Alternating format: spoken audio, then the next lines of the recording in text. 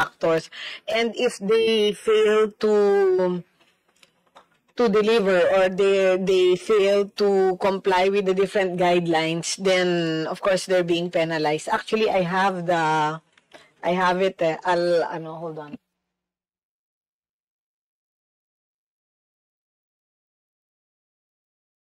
I'll get po the guidelines, and then I'll present it to you maybe after another question. Yeah, thank you very much, ma'am. Kasi we want also to know ng mga challenges along the way sa implementation ng kanilang mandate. Yes, for PCAB and SIAP, we just give the license, and then for the projects to be approved, there's many other guidelines also that is taken into consideration, and one of them is just the PCAB and the SIAP license, but there's many other, let's say, business permits or many other guidelines that a contractor has to follow when they get government projects. Okay, thank you very much, ma'am. Now, sa ibang naman concern, I understand na ang main export destination ng Pilipinas is Hong Kong.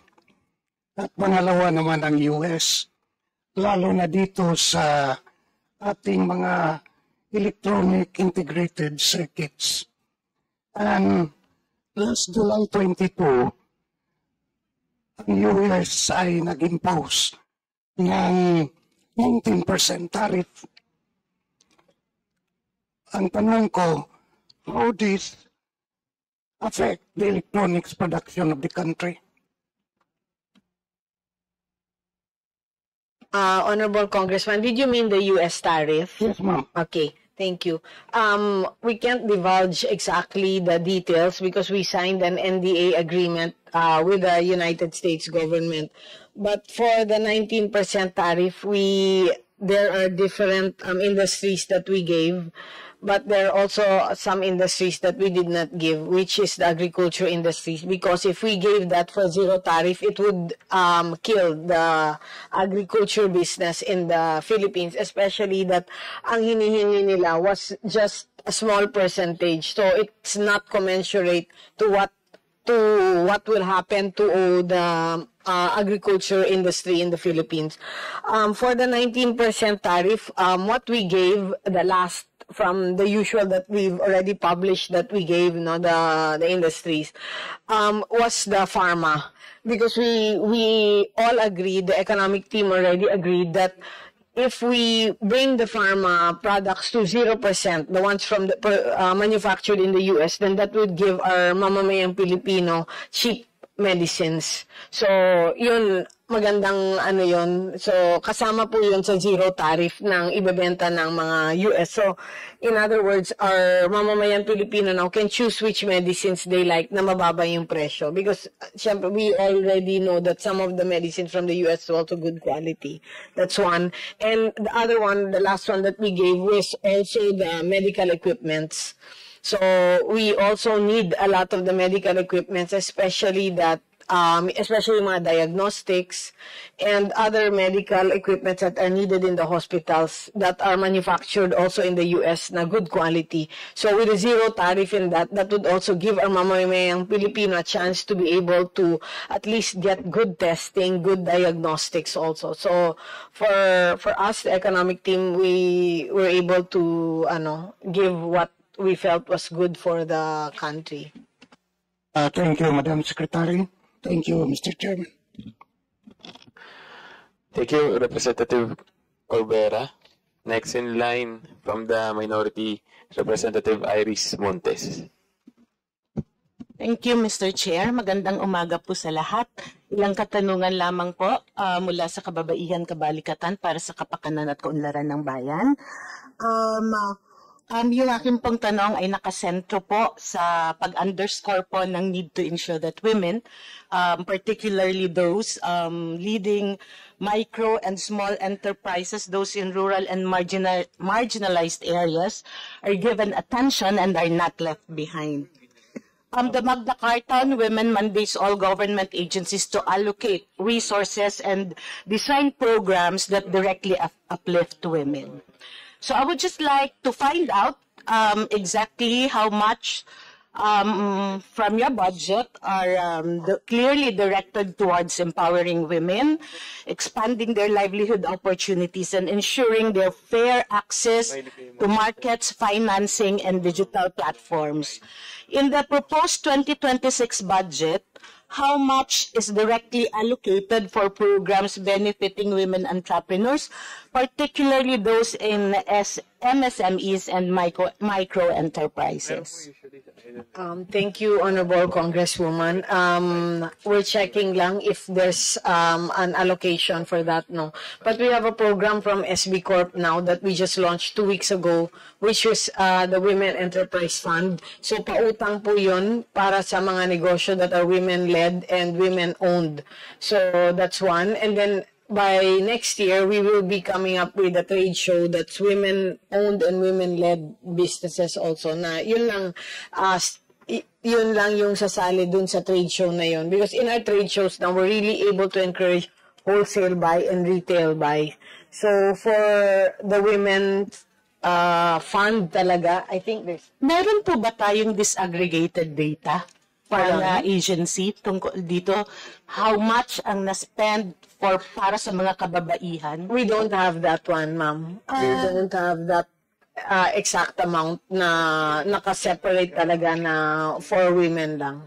If we do not have disaggregated data, how do we ensure po na nabibigyan natin ng tamang atensyon yung mga kababaihan, nakakakuha sila ng appropriate budget from your agency? At paano din po natin malalaman kung ang mga interventions natin ay tugma sa kanilang mga pangangailangan? Ano po? I just would like to share this. Actually, in the hindi lang po siguro DTI, pati po sa ibang ahensya din ng pamahalaan, tuwing-tuwi pong tinatanong kung may disaggregated data. Parang napakahirap to come up with that. I just want to share isang article po, it's entitled Strengthening Women Entrepreneurs from the Institute of Corporate Studies, Directors, I'm sorry.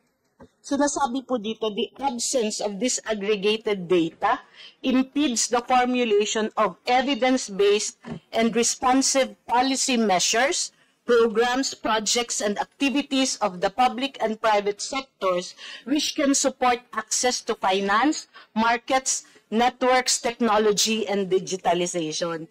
So, yun po ang sinasabi ko, kung wala po tayong disaggregated data, paano natin mai-ensure that the programs are aligned with the Magna Carta of Women and other gender-responsive policies? Paano din po natin makakasiguro, how can we make sure that mechanisms are in place to make financing, training, and market access more accessible to women, especially those in rural areas, indigenous communities, and conflict-affected regions? Pangatlo po, how do we measure now and report the number of women beneficiaries reached by your livelihood programs? Yes, actually, Congresswoman, this is a good idea. Now, we will implement this in the DTI because actually 2 weeks ago or 3 weeks ago, we started already the Women's Enterprise Fund because we feel that talagang yun yung sector, yun yung area na kulang pa that we need to push. So, thank you for the suggestion.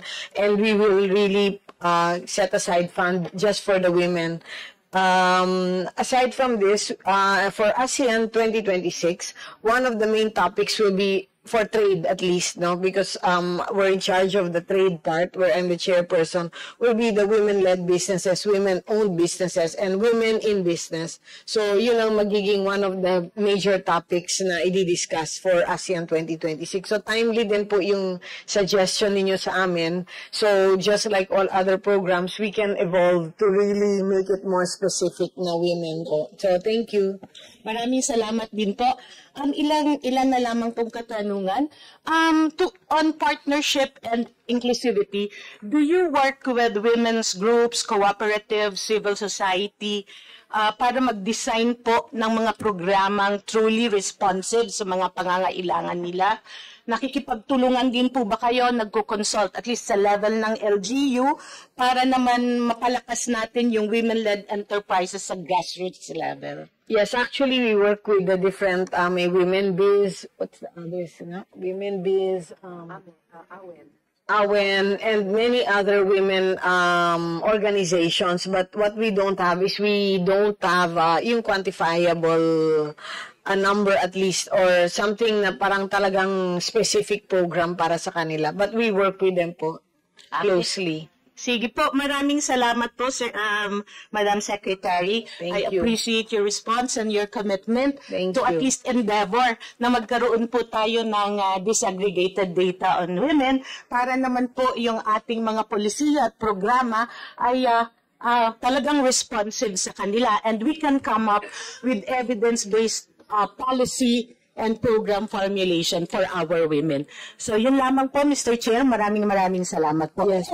And I hope I can receive that data from you kung kaya pa, may disaggregated data para maging basis din natin in the future para meron din po tayong baseline. Maraming salamat. Thank you, Congresswoman.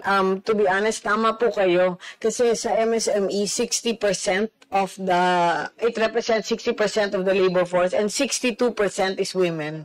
So maraming salamat sa suggestion and definitely we will do this in the DTI. Thank you. Thank you, Representative Montes. I would just like to remind the department there's already general provision in the Expressure program in the NEP regarding gender and development budget tagging. All national government agencies shall tag their GAD budget and the utilization thereof by submitting the annual GAD plan and budget and the annual GAD accomplishment report respectively to the Philippine Commission on Women and the DBM through the gender mainstreaming monitoring system. So it's mandated upon all national agencies to submit it or have a GAD plan already. So please provide the data requested by Representative Montes to this also to this committee.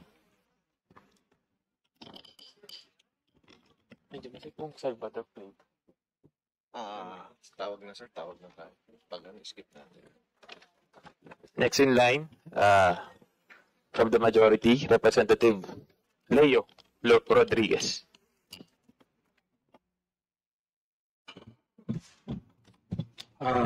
Thank you, Mr. Chair. Good morning, Madam Secretary, of course, the DTA family.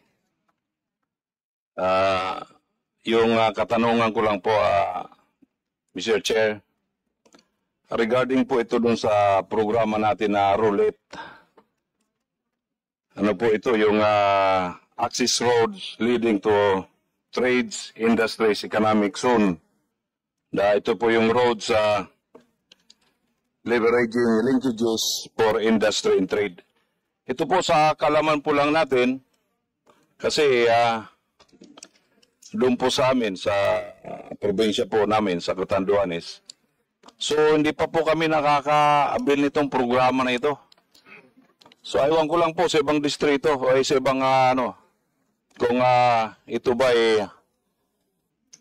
naka-avail na sila ng programang ito. Mr. Chair. Thank you, Honorable Congressman Rodriguez. Actually, tama po kayo. Yung roll it, what we did now, because actually there's a lot of investors that have been complaining also.